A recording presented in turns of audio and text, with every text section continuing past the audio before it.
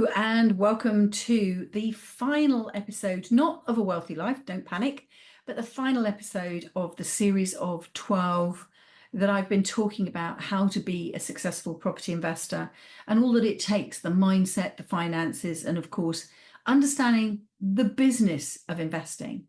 And so in this last episode, I really want to pull it together. And again, yes, we're going to be coming back to the mindset because it is such an important part of your success. And what I want to do is explain the title, if you like, how learn, live, and love are the fundamentals of a wealthy life. So please, as always, make sure that you follow the podcast so that you don't miss any episodes. Please leave a review. I'm useless at giving the instructions on how to do that because it's different for Spotify and for Apple. But please leave a review and make sure that you don't miss any of these episodes.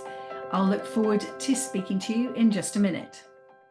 So what are the fundamentals of a wealthy life? I wrote a workbook called The Principles of a Truly Wealthy Life, and I took you through a model, and you'll be able to find that in the community, and the links to a Wealthy Life community are at the bottom in the show notes. But this is around sort of the fundamentals, taking it up even a step further. It's about what do you have to have in place for you to successfully create a wealthy life for yourself. And of course, it's going to be different for every single listener of the podcast, for every single person on the planet. And I think after all the interviews that I've done, and I've booked loads and loads and loads of interviews, some of them are going to be released shortly, some of them in the new year, some of them I've already released. All of the people that I speak to, I ask the question, how do you get started? And they tell me about the practical thing. What was the first house you built, or the first house you bought, or the first business that you created? And they'll talk me through that. And what I'm looking to do is to pick up, almost like to dissect their words and go, what was it?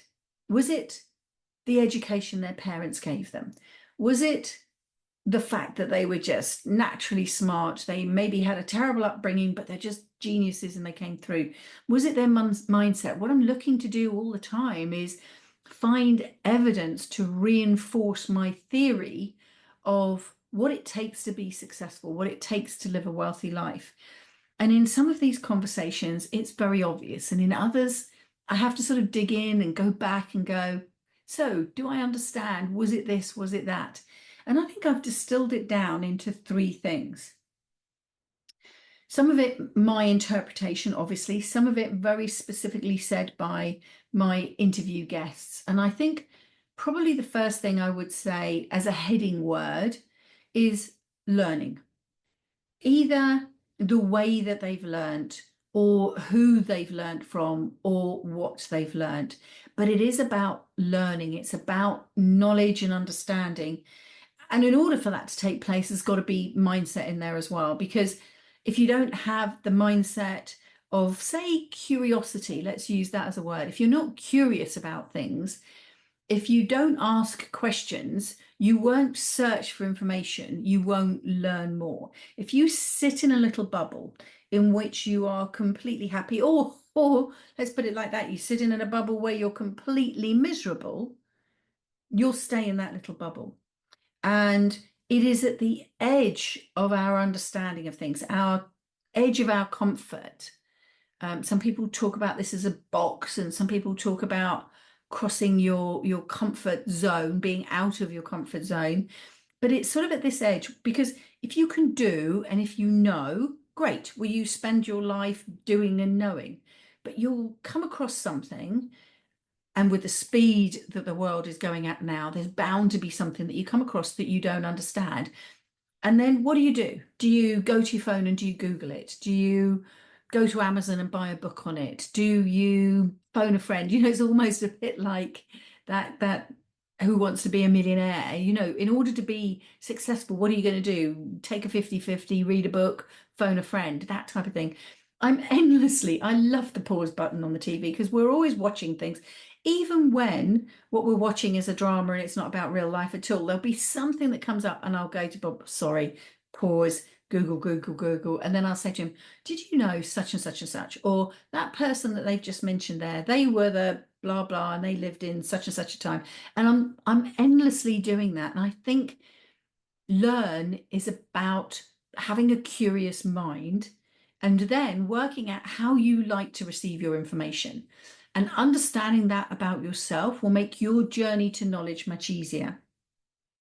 I like to be told. I don't really want to sit through a class that is 12 classes long or 12 hours long.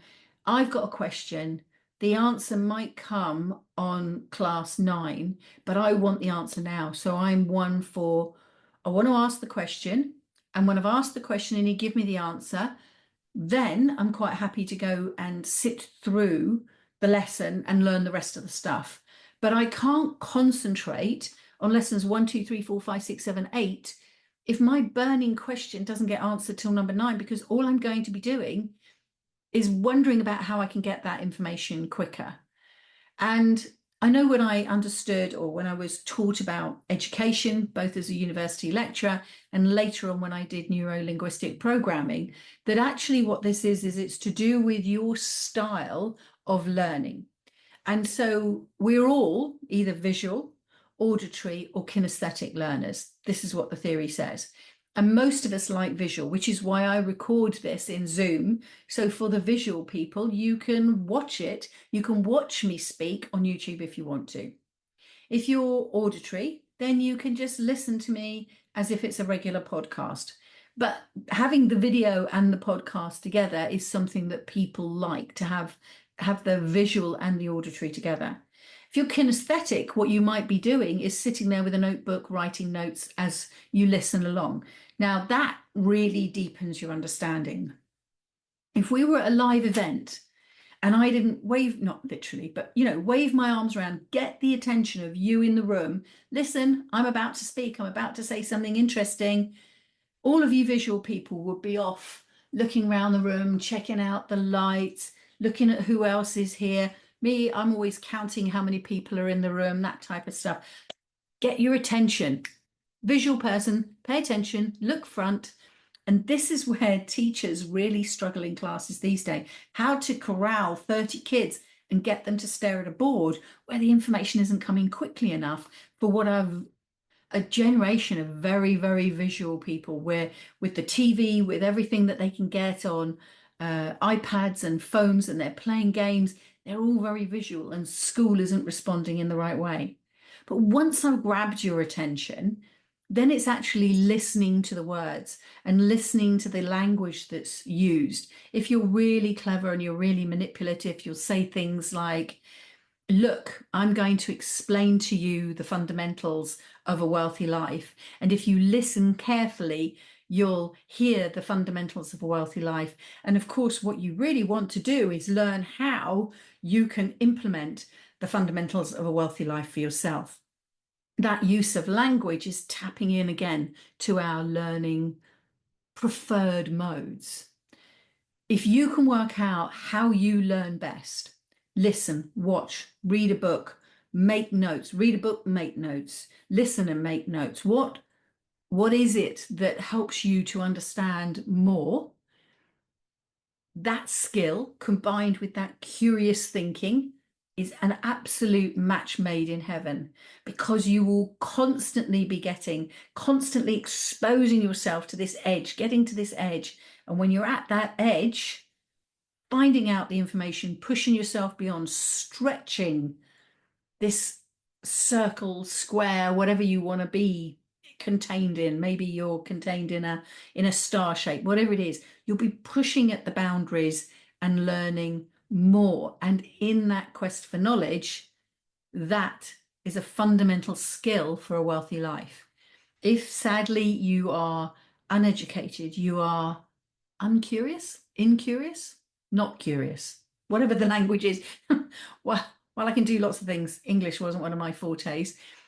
If you're not curious and you lack education, you are going to be constrained. You are going to be at the mercy of those around you that know more and learn more and are more curious, because when they learn how, they will make use of you for their purposes. And that's ultimately what the education system is all about. Training us all to be little worker ants unless you don't want to be. And there is nothing wrong of breaking out of that as long as you're not hurting anybody else. So that's the first one. Learn your mindset, being curious, pushing at those boundaries, understanding how you like to acquire knowledge, and then going further. And I suppose as a last point there, I would say who it is that you want to be with. And that sort of is the joiner for the second word, live. You're going to live your life. Who are you going to surround yourself with? How are you going to live? What are your ethics and what are your connections? And I think what's come out of all of the people that I've spoken to, maybe because they're a bit of a self-selecting bunch in the sense that because I like them, I think they're nice people. I think if you met any one of the people that I've spoken to over, 150 episodes now, you would like them all, if not love them all. They are amazing people.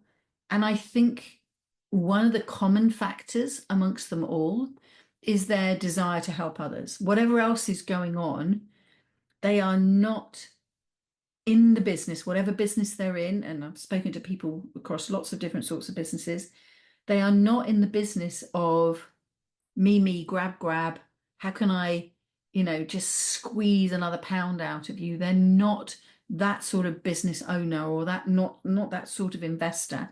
They are, all of them, interested about more than just property and business. And in those interests, they are interested in helping others. And that surrounding of them, that extra layer to them, makes them both interesting, makes them, for me, people that I feel that I can connect with, that I can trust. But it's also the point at which they give back. So surrounding yourself with people who come from a mindset of how can I help? And that can include your mentor, and it can include people that you mentor. So you help up, you help down. Those that know more than you and have more experience will help you, and you pass that on, and vice versa. And if we're all just kind and help one another, that makes a big difference. So it's like, who do you know? Who do you surround yourself with? That's what the live is about. Who's in your circle? Are they supporting you? And are you supporting them? And if you're not, so if people aren't supporting you, then your energy depletes. If you're, when you support others, that support is not being received, they're draining you of energy. And this maximizing your energy and keeping it vibrant and keeping it flowing is the other word for motivation. Being able to keep going, even when there are challenges, and everything else comes from how you live your life and who you surround yourself with. So key things here is who's teaching you? Who do you listen to on podcasts? Whose books do you read? Hopefully I might reach that list as well. Who can you turn to when you've got a problem? Who is there to support you? Who is there to encourage you?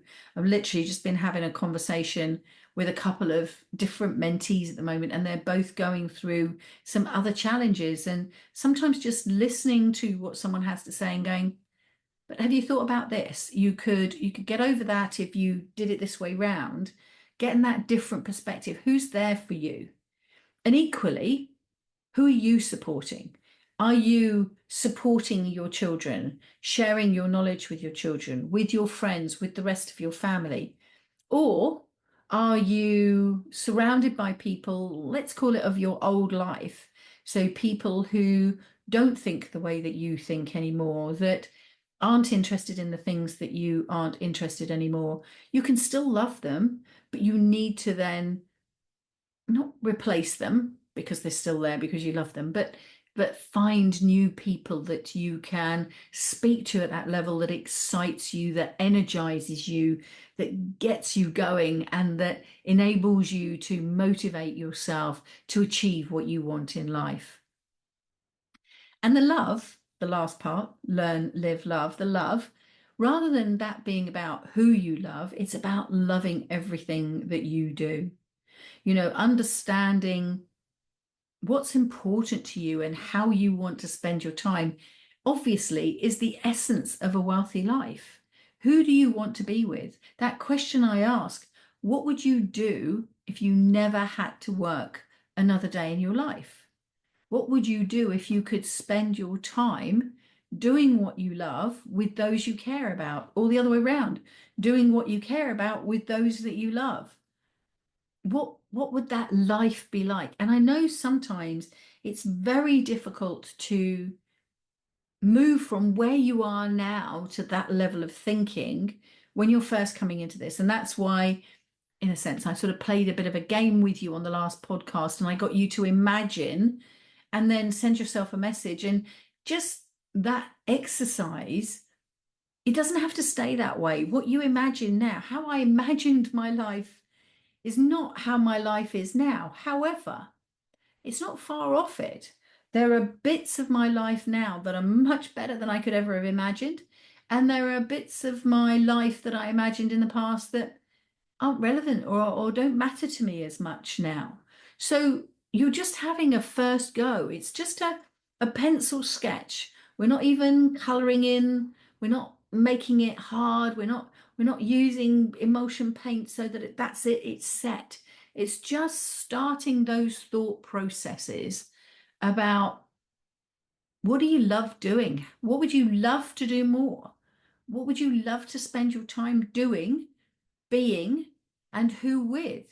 And when you start to answer those questions, even if it's just a vague idea at the moment, what you start to do is give yourself permission to think like that. School has always been about, you need to know stuff because you've got to get a job. And you've got to get a job because you need to buy things and you're going to be in debt. And that's the narrow lane you're on. Can you imagine what school would have been like if the first things that your teacher said to you, maybe when you were sort of like 5, 6, 7, what do you want to be when you grow up? And you would have said, you know, most boys are going to be engine drivers or pilots. And I don't know what girls would be saying nowadays, because there's so many more opportunities for girls other than just being sort of a housewife and a mother. Not that there's anything wrong with that. But those were the thoughts of a 7-year-old. But in that 7-year-old world, what if then the teacher got you the toys that expanded your thinking around this? If they read the storybooks of the people having adventures in those lives. So let's say, for example, because there's always going to be 30 kids in a class, but there's 30 kids in a class, and we ask everybody what they want to be, and then we end up with maybe 20 career paths that the kids think that they want to be. And of course, some of those might be a YouTuber or an athlete or all sorts of things like that. That's absolutely fine.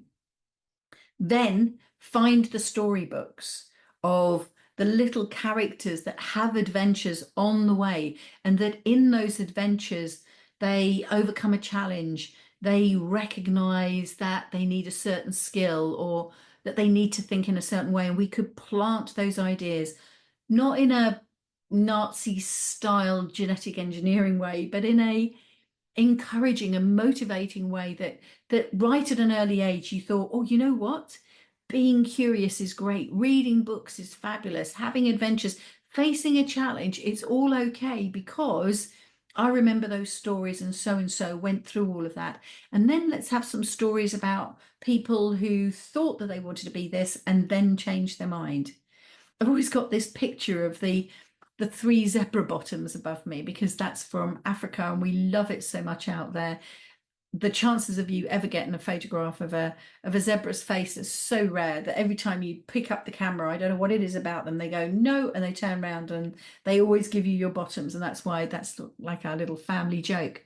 But I remember taking my children to South Africa when they were 7 and 9, and One of them wanted to be a vet and one of them wanted to be a doctor. That's what they decided at that age because of what they were exposed to. And then I supported them to do that.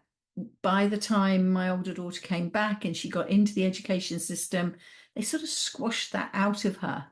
She's done very well for herself, but she's not the vet that she first thought she would be. But it's okay because she's living the life that she wants now. And she's always been a bit maverick, if I put it that way around. She was the kid that was kicked out of school. So she is very much determined to create her own future on her terms. And that childhood dream of being a vet, somewhere along the line, was probably a bit squashed out, but doesn't feel relevant to her anymore. And so that's okay. My other daughter wanted to be a doctor and she pursued that. And you remember the story last time about the ping balls kept knocking her off her path and she kept getting back on there. So if we can inspire our children, their lives will be better. Now imagine you as that 7-year-old. What story would you love to have been told about that might have been the thing that encouraged you to be whatever it was you thought you wanted to be when you were children? And I've said this before, from an early age, I wanted to be Jacques Cousteau or Jacques Cousteau's daughter or Jacques Cousteau's granddaughter. And he was the man who invented the aqualung. Yeah, there was a lot of whole killing fish thing going on, but there was a lot of underwater exploration. None of that was from school. That was from my parents taking me away. Every year we went to Italy or to Yugoslavia and swimming in the sea and having my snorkel and my mask and diving down in the water for as long as I could hold my breath and looking at the fish. And then finally, at the age of about 17, 18, stumbling across a scuba diving class at my local swimming pool, not searching for it, not knowing that it was something that was possible, but leaving the pool late one day, singing, they brought all the gear in, and then being curious enough to ask those questions. And it's been a lifelong passion for some, let me think, how many years? 40, probably 45 years I've been scuba diving. Obviously, I started at the age of 2.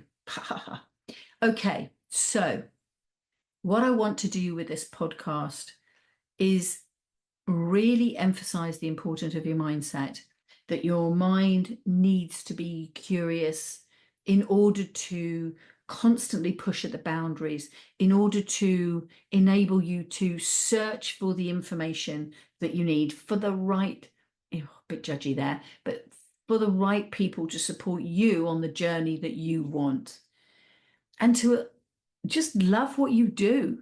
And if what you love is your job or your business, don't let anybody tell you that having a job is a bad thing. It's absolutely not. It's the thing that keeps food on the table and keeps you mortgageable, keeps a roof over your head until such time as you've created a second income and you choose to spend your time differently. It's your choice, no judgment. So I hope that in this last episode of this series of 12 that I've been able to just again, I don't know, change the angle of your view on something, or maybe hand you a set of binoculars or a microscope or a magnifying glass so that you can look at something differently, that you can understand this idea that a wealthy life is whatever you want to imagine it to be, as long as it's something that you would love to do. And hopefully you can bring your family with you, you can bring your friends with you. That's not guaranteed. And at the end of it, don't be afraid that you might have to create new friends and that you will meet new friends. I can say now, all of the people that I knew through employment, they're still friends. They're still in my phone book. I still know their birthdays. I still see them on Facebook. We still send one another messages.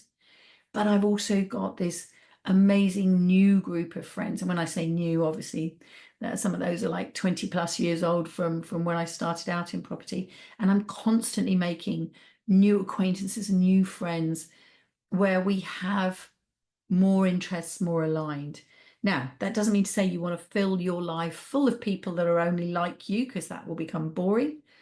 But it's about not Everybody will stay in your life all the way through, and that's okay. You can still love them and make room for new friends coming along.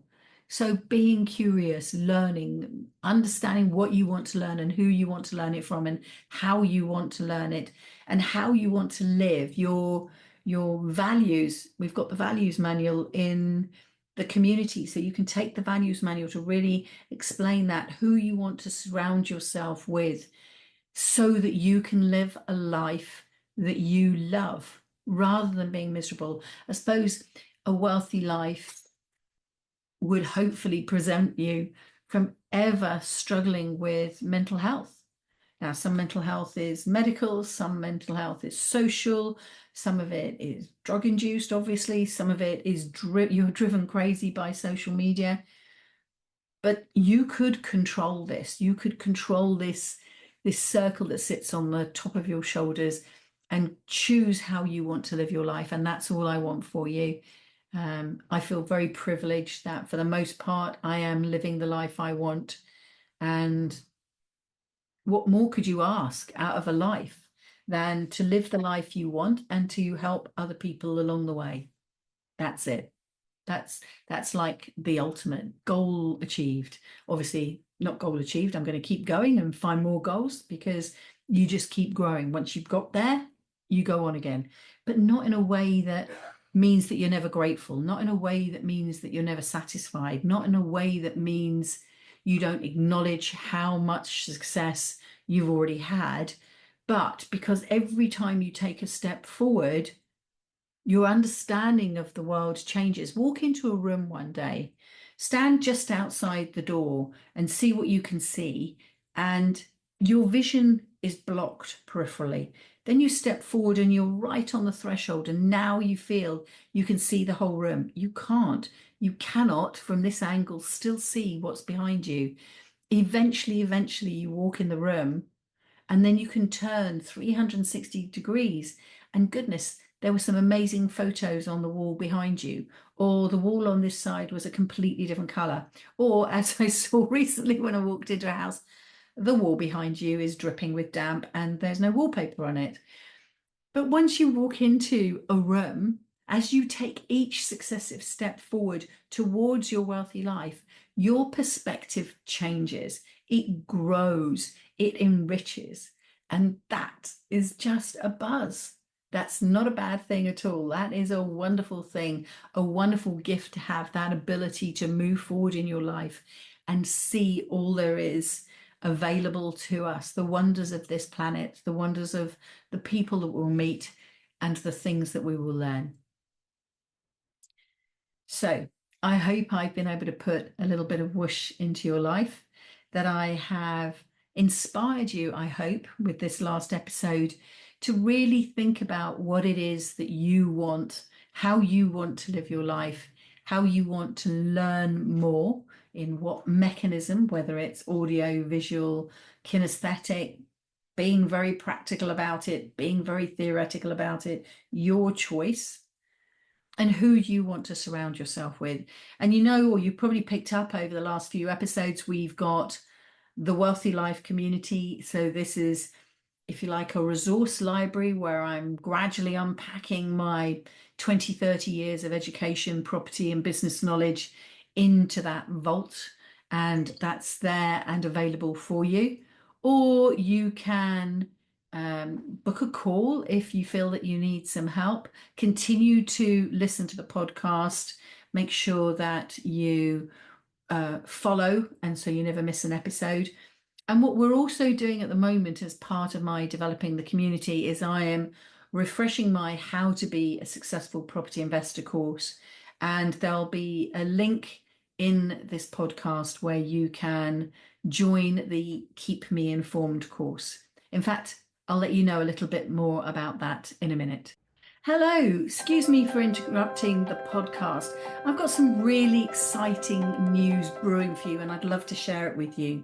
Now, I know a lot of you are really interested in property investing, which is why I talk about property investing on the podcast.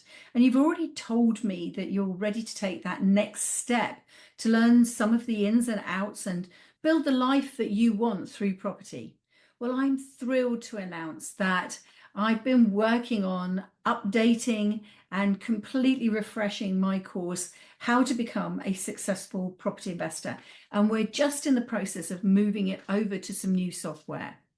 So this is the thing. It's not just another online course. This is your chance to learn online, step by step, from me, from all of my 20 years of experience on how to grow your portfolio, avoiding the costly mistakes, and being able to tap into the techniques that both work in today's market and specifically work for you. And included in this program, you get personal mentoring from me all the way along. So before it officially launches, I'd like to invite you to join the insider list, if you like, to be one of the first to know. There's going to be no obligation to buy or commit.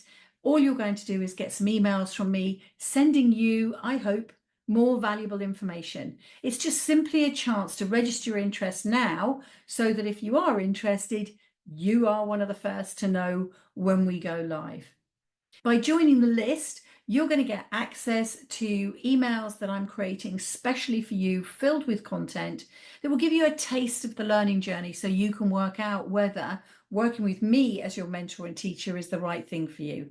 And if it is, great, you'll be the first to know. And when we open the course, you'll be able to get that early access information so that you could dive in and start learning with me. Note the Property Mermaid reference there. So if investing in property has been on your mind and it's something that you're curious about, want to know whether it will work for you, take this minute now to register your interest. We'll put the link here in the show notes and on the captions so that you will be able to register. There's going to be no strings attached, no sale. I'm not taking you down a funnel. It's just if you're interested, this is your opportunity. So remember, this could be your first step towards changing your financial future with the right guidance and support from me. Why wait? Register your interest now and I'll see you on the inside. Thank you very much for listening, and let's make those wealthy life and property dreams a reality together. So all it leaves me to is to say thank you very much for listening. My name's been Vicky Wachet, and this is A Wealthy Life.